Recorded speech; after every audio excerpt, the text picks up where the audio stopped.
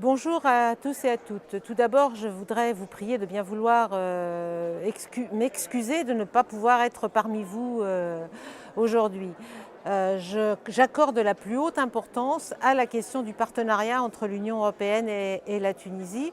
Et je vais d'ailleurs être en Tunisie la semaine prochaine pour les élections municipales qui prouvent que la Tunisie continue d'avancer vers sa transition démocratique. Pour cela, elle a besoin de l'Union européenne. Elle a plus que jamais besoin de l'Union européenne face aux défis auxquels elle est confrontée et notamment par rapport à ses voisins immédiats et je pense bien évidemment tout particulièrement à la Libye. L'Union européenne et la Tunisie doivent avoir un partenariat large. Or, il est beaucoup question aujourd'hui de l'accord de libre-échange complet et approfondi et donc d'abord et avant tout des questions économiques. Celles-ci doivent être asymétriques au bénéfice de la Tunisie. Je pense tout particulièrement à la question agricole. Il ne faudrait pas que cet accord de libre-échange, dit complet et approfondi, aboutisse à une négation des réalités de l'agriculture tunisienne. Et puis, deuxième aspect qui va beaucoup vous occuper ce matin, si j'ai bien compris, la question de l'accord de mobilité. Cet accord de mobilité est essentiel. Il est essentiel à condition d'être à double sens, à condition qu'il ne soit pas asymétrique dans l'autre sens, oserais-je dire. C'est-à-dire qu'il puisse aussi bénéficier aux Tunisiens, qui veulent venir travailler dans l'Union européenne, aux Tunisiens qui veulent venir y faire leurs études ou simplement y séjourner. Et nous savons tous combien il est difficile d'obtenir des visas pour les Tunisiens, mais aussi pour les ressortissants de l'ensemble des pays du Maghreb. Et je sais pouvoir compter sur la société tunisienne pour se mobiliser en ce sens. Ça sera un autre axe de vos travaux. Donc, je vous souhaite bon courage, bon travail et à très bientôt. Je trouve très important que le IMED présente cette étude sur la coopération entre l'Union européenne et la Tunisie. La Tunisie est un pays très important pour l'Union européenne et pour toute la région méditerranéenne. Un pays clé auquel nous devons soutenir, avec lequel on doit coopérer. La Tunisie a fait des grands pas vers la démocratie.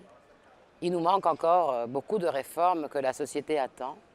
Et le rôle de l'Union européenne, c'est justement de coopérer avec ces réformes. La société tunisienne l'attend. La société tunisienne le mérite. De ma part, je voudrais aussi lancer un appel, une mention très spéciale aux femmes tunisiennes qui ont beaucoup lutté pour la démocratie et qui sont en train d'obtenir assez de succès dans la lutte vers leur autonomie, vers leur liberté. Dear friends of the IEMET, dear friends of Euromesco, dear friends all, welcome to the European Parliament, the home of all citizens of the European Union. I would like to apologize for not being able to accompany you today.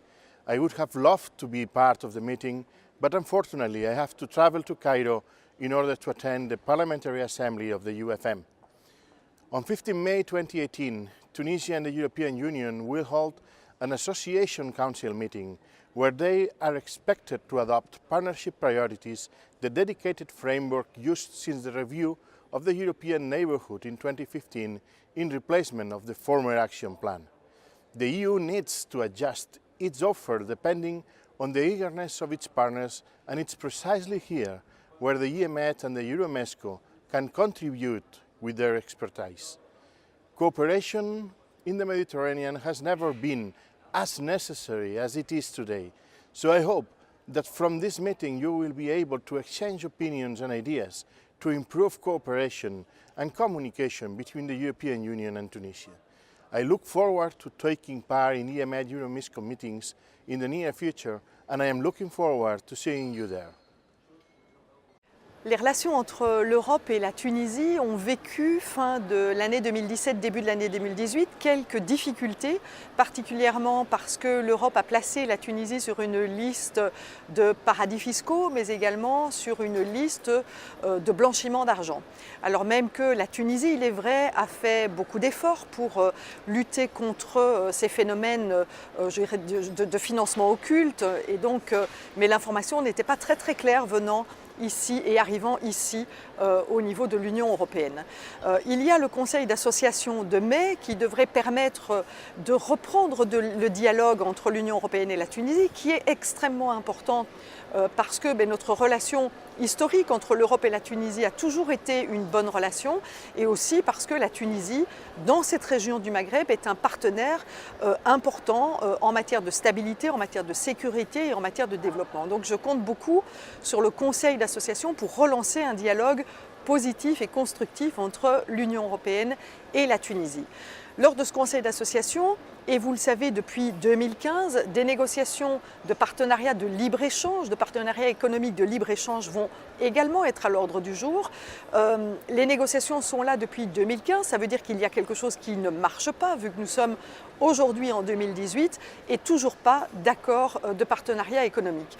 Alors vous connaissez ma position sur les accords de partenariat économique. Je pense qu'il est important d'avoir des échanges économiques entre la Tunisie et l'Europe, mais ces échanges doivent être respectueux des droits sociaux, respectueux des droits environnementaux, et aussi donner la possibilité à des pays tels que la Tunisie de protéger certains secteurs sensibles, tels que l'agriculture par exemple, mais d'autres secteurs émergents aujourd'hui en Tunisie. Et donc il faut être très attentif pour pouvoir garantir des partenariats que l'on appelle des partenariats asymétriques et qui donnent plus de flexibilité à notre partenaire tunisien. Ce n'est pas toujours la manière dont la Commission européenne envisage les choses, et donc je donne le conseil à nos partenaires tunisiens, c'est de résister peut-être à des pressions qui sont faites de la part de la Commission, qui demanderaient d'avoir une ouverture trop grande des marchés tunisiens et qui mettrait en difficulté l'emploi, mais aussi l'environnement ou certains secteurs comme les services tunisiens par rapport à des services européens qui seraient peut-être moins chers, plus productifs s'ils arrivaient sur le territoire.